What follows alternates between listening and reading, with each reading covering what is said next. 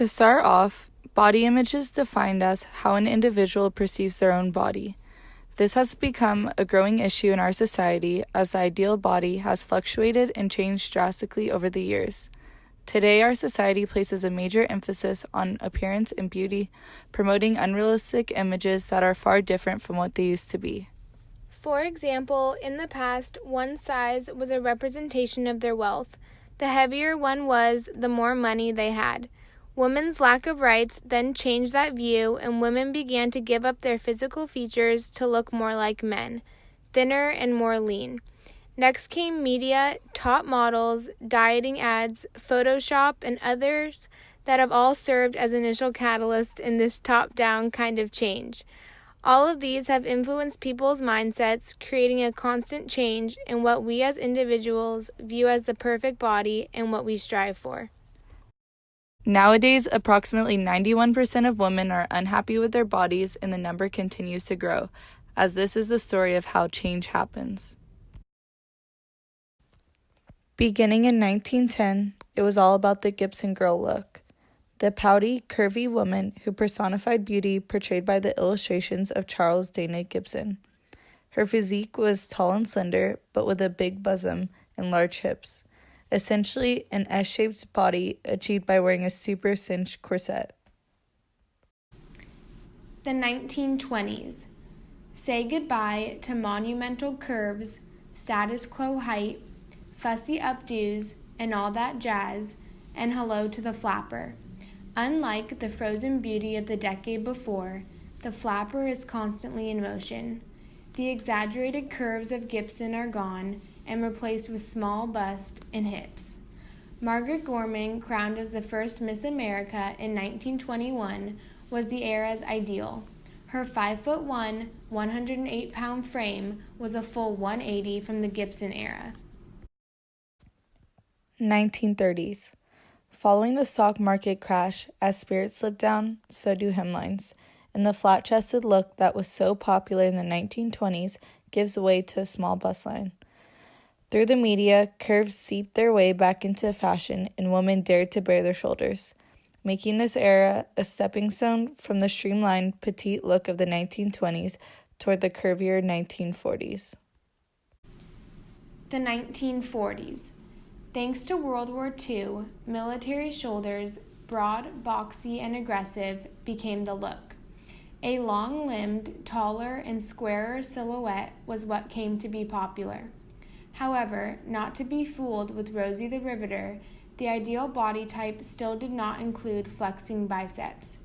But it did become taller and more commanding, possibly echoing women's expanding role in the workforce while men were on the battlefield. 1950s. After the war era, a soft, curvy body was prized above all else. As of the time, even advised skinny women to take weight gain supplements like Weight On to fill out their curves. Marilyn Monroe and Elizabeth Taylor were key leaders of this bigger is better movement. The 1960s. The swinging 60s brings the pendulum back in the other direction. Thin is in.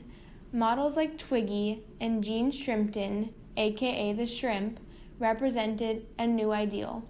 Doll-faced, super slender, and petite.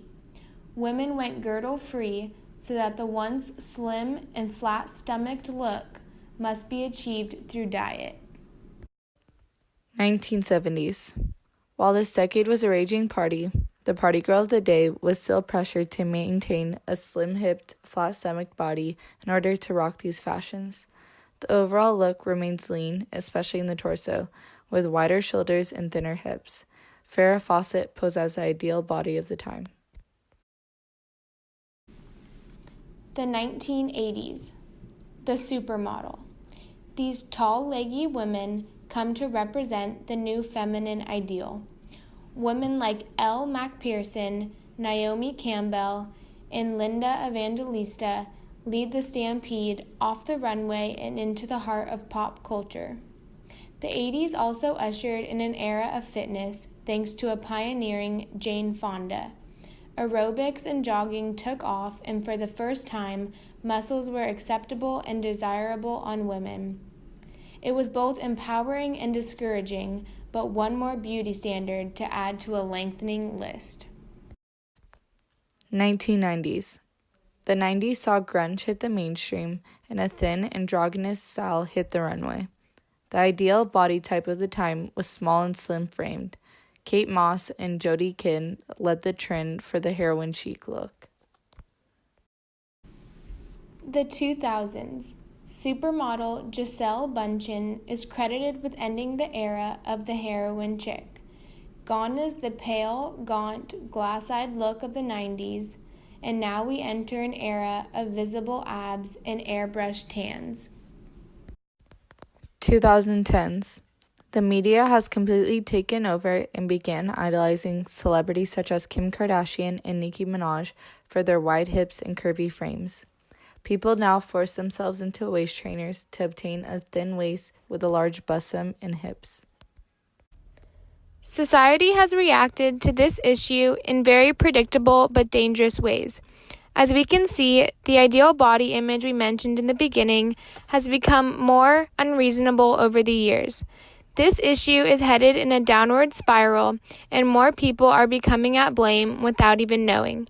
Supporting dieting fads, striving for that photoshopped model body, and supporting businesses that only sell the smallest of clothes and claim that one size fits all are all actions that allow this change to thrive.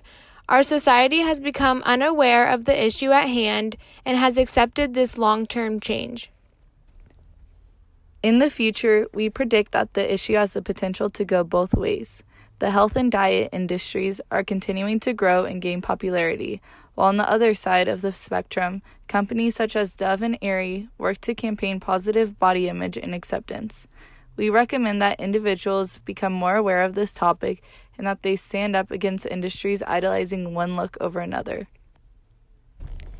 Through this project, we have come to see the ways in which we as individuals are manipulated to change ourselves in order to fit in with the changes in trend. We were able to see the drastic differences from era to era, and in the end, come to a conclusion that no one body type is any better than another. We have learned that in the grand scheme of things, each one of us has a huge impact on the progress of change, and along with that, we have learned that change might not always go in the right direction, but it's also never too late to reverse it.